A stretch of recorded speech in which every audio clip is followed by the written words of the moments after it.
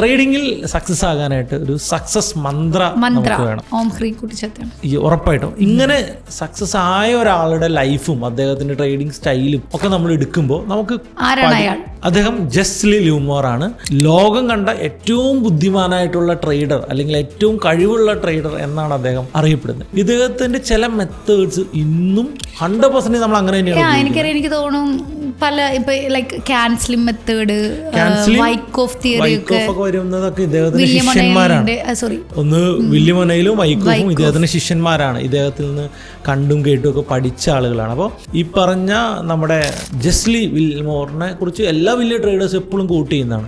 എന്നാൽ ജെസ്ലി വിൽമോർ പറയാതെ നമുക്ക് പഠിപ്പിച്ചു തരുന്ന അല്ലെങ്കിൽ അദ്ദേഹത്തിൽ നിന്ന് കിട്ടിയ ചില കാര്യങ്ങൾ നമ്മൾ നമ്മുടെ ട്രേഡിംഗ് സ്റ്റൈലിൽ നമ്മുടെ ട്രേഡിങ്ങിലും ഇംപ്ലിമെൻ്റ് ചെയ്ത് കഴിഞ്ഞാൽ 100% നമ്മളെല്ലാവരും പ്രോഫിറ്റബിൾ ആകും എന്നുള്ളതാണ്. നമ്മൾ ജെസ്ലി വിൽമോർ എപ്പോഴും പറയുന്നൊരു കാര്യമുണ്ട്, ടൈമിംഗ് എന്നുള്ളത്. എല്ലാത്തിനും അതിൻ്റെതായ സമയമുണ്ട് ദാസ എന്ന് പറയുന്ന പോലെ ട്രേഡിങ്ങിലും സമയത്തിന് ഭയങ്കര പ്രാധാന്യമുണ്ടെന്നാണ് അദ്ദേഹം പറയുന്നത്.